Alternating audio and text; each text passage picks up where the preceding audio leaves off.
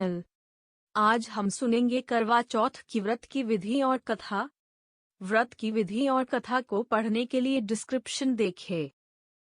व्रत की विधि: कुनकु मेहंदी मौली जेहूं का आका पानी का कलश काचरा फली बोर सिंघाड़ा डूब पुष्प गुड़ आकी सुपारी माटी की कुल्दी या स्टील का लोटा पानी से भरकर उसके मुंह पर लाल कपड़े से मौली लगाकर बांधते हैं। यूज करवा कहते हैं। इसी करवे का पानी सास बहू को पिलाती है।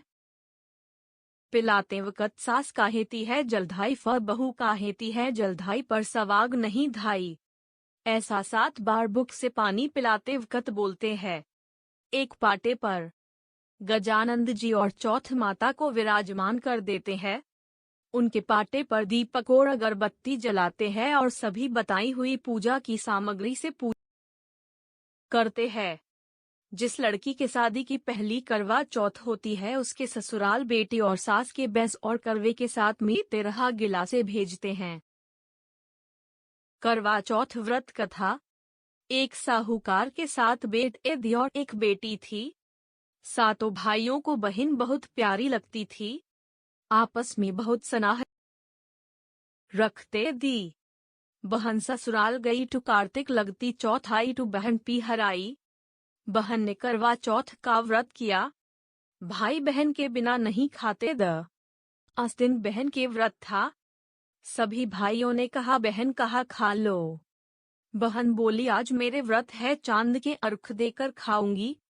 भाइयों ने सोचा बहन पूरे दिन भूखी कैसे रहेगी।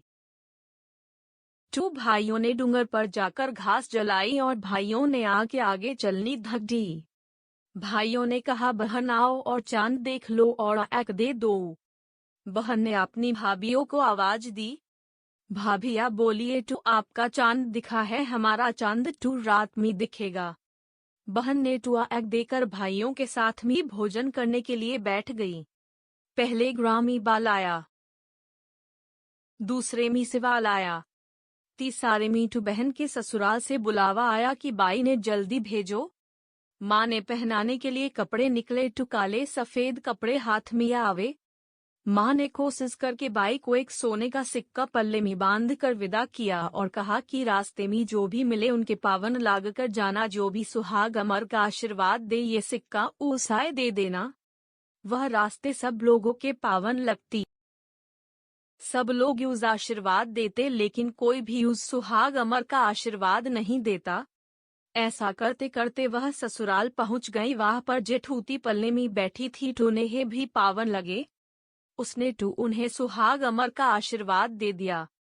तब बाई ने उनको वो सोने का सिक्का दे दिया और अपने पल्ले गांठ बांध कर अंदर चली गई। तो सासू जी को और परिवार वालों को रोट हुआ देखा और अपने पति को लाश की तरह सोता देखा।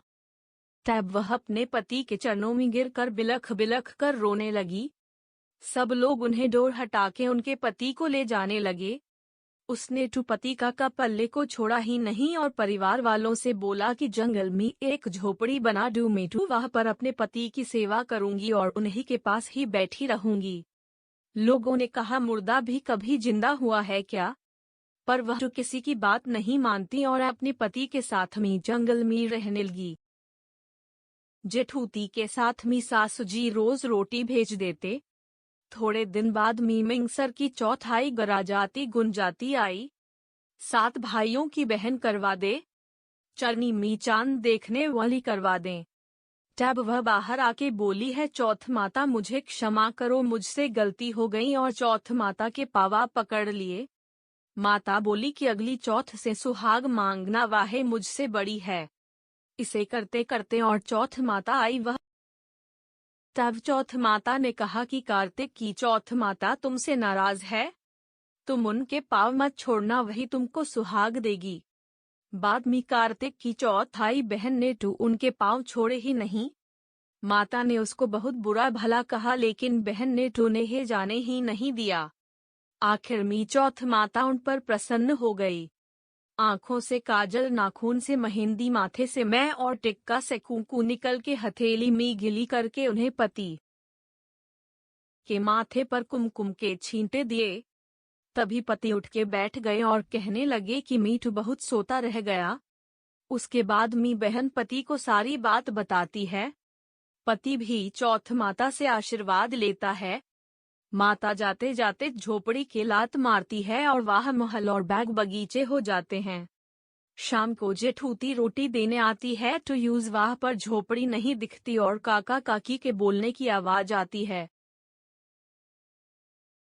वह घर पर जाके सबको बताती है। घर पर किसी को भी विश्वास नहीं होता।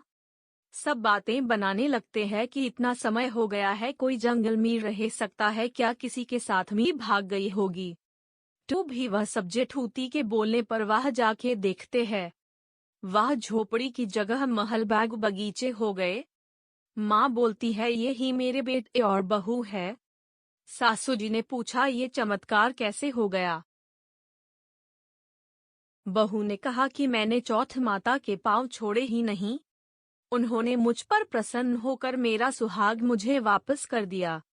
सास बहू ने पूरी नगरी में ऐलान कर दिया कि सभी शादीशुदा बहू बेटियों को करवा चौथ का व्रत करना चाहिए और कथा सुनाने और शाम को चांद के अर्घा दे के व्रत खोले।